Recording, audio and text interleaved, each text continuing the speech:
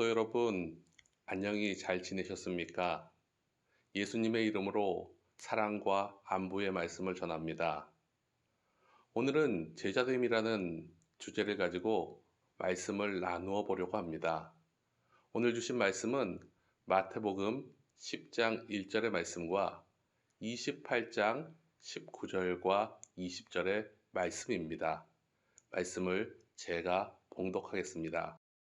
예수께서 그의 12제자를 부르사 더러운 귀신을 쫓아내며 모든 병과 모든 약한 것을 고치는 권능을 주시니라. 28장 19절과 20절의 말씀입니다.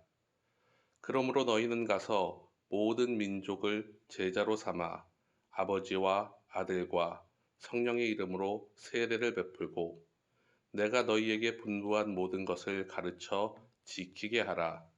볼지어다 내가 세상 끝날까지 너희와 항상 함께 있으리라 하시니라. 선생은 많되 스승은 없고 학생은 많되 제자는 없다는 말이 있습니다.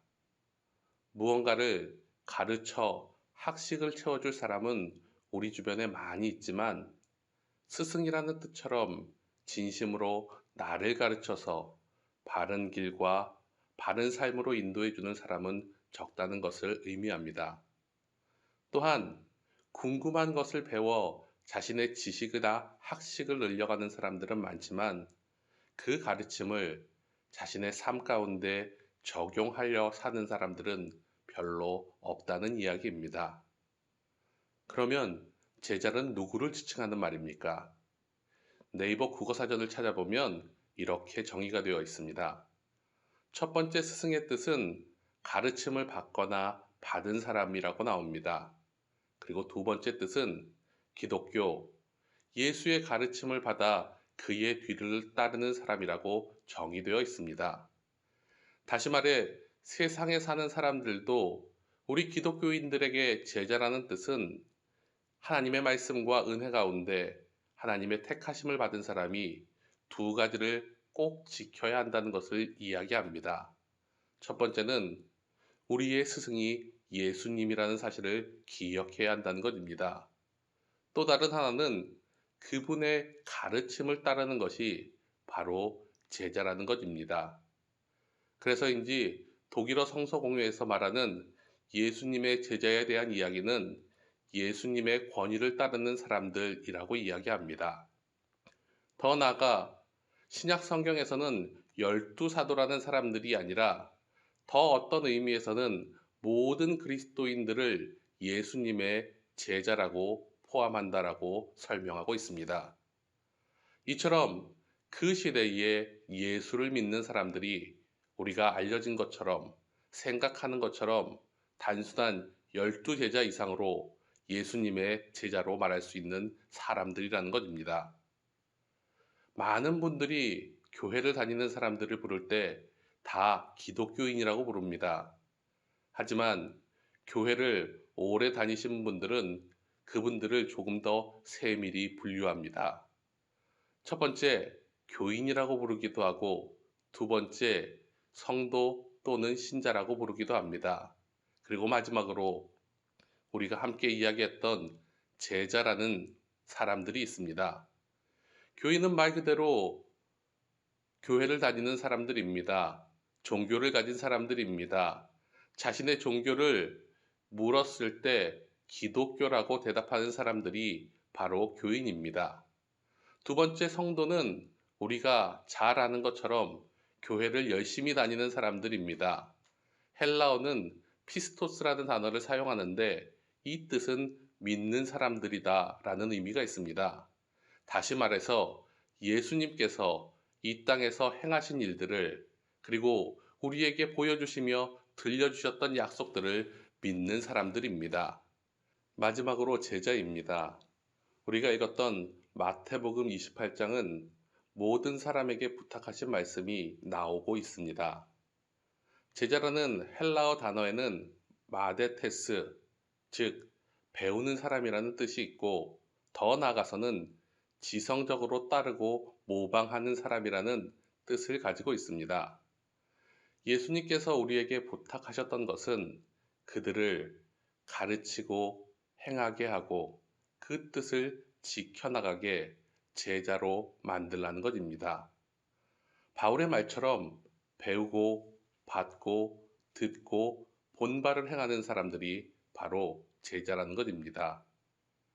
그러므로 우리들에게 제자됨이란 우리의 스승이신 예수님의 가르침을 배우고 받고 본받아 실천하는 것입니다.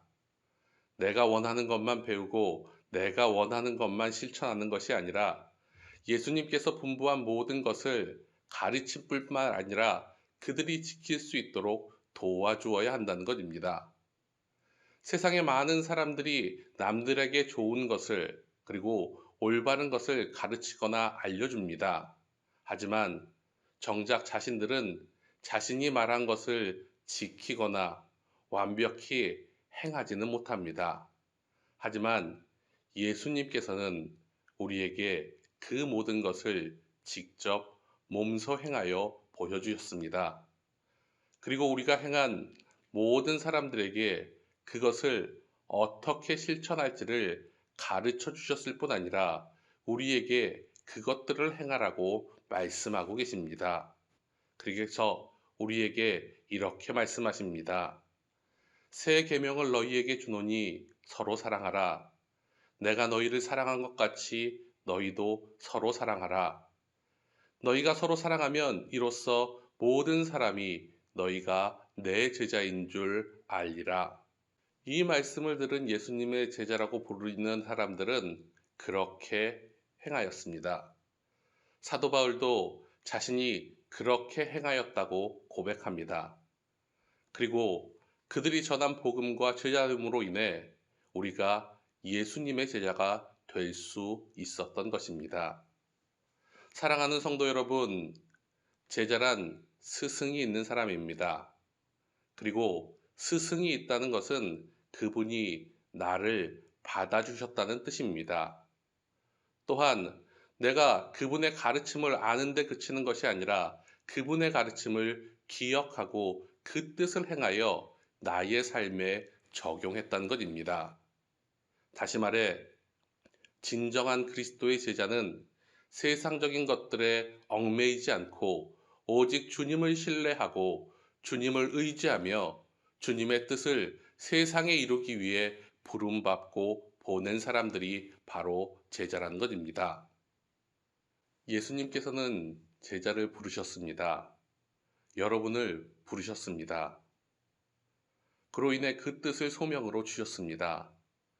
그것을 삶의 자리에서 지키려고 노력할 때 그것은 우리의 사명이 된다는 것입니다.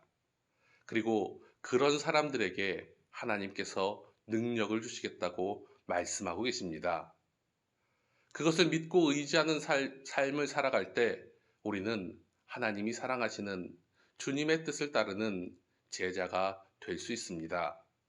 그리고 그런 사람이 여러분임을 기억하시기 바랍니다.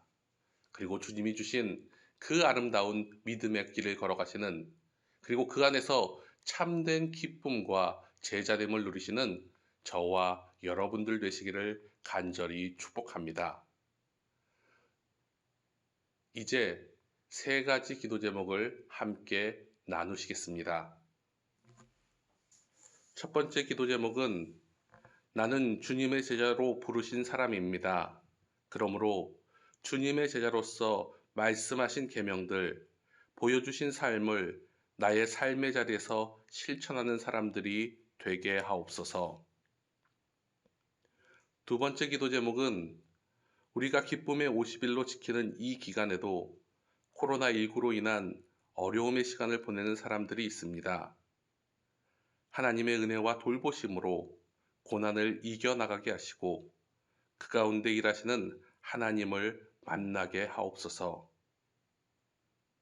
세 번째 기도 제목은 우리 교회와 담임 목사님을 위해 성도들 한 사람 한 사람들을 위해 함께 기도하시겠습니다. 또한 어렵고 힘들지만 예수님의 제자됨을 기억하고 기뻐하며 평생 제자됨의 길을 걸어가게 하시고 착한 소나기를 통해 이웃에게 생명을 흘려보내는 통로가 되게 하옵소서라고 함께 기도하시겠습니다.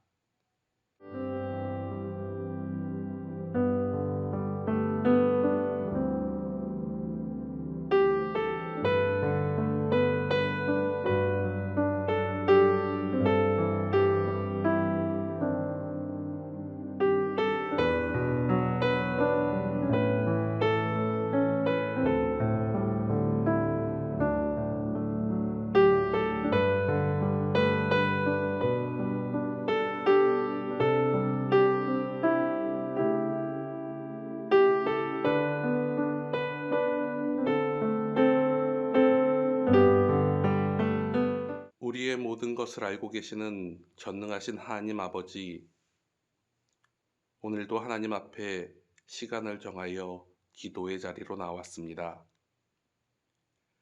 주님의 부활을 기뻐하며 세상에 그 기쁨을 알리는 기쁨의 50일로 지키는 이 기간에도 기쁨보다는 먼저 안타까운 주위 상황들을 바라보며 하나님께 기도드립니다. 우리를 불쌍히 여겨 주시옵소서. 우리의 상황을 바꾸어 주시옵소서. 무엇보다 코로나19로 인해 투병하시는 분들, 지쳐가는 분들이 하나님의 치유와 회복의 기쁜 소식을 듣게 하시고, 경제적으로 어려운 성도들이 하나님께서 길을 열어주시는 은혜를 허락하여 주시옵소서. 마음적으로 힘든 모든 사람들에게 부활의 기쁜 소식으로 인해 위로와 힘을 얻게 하여 주옵소서.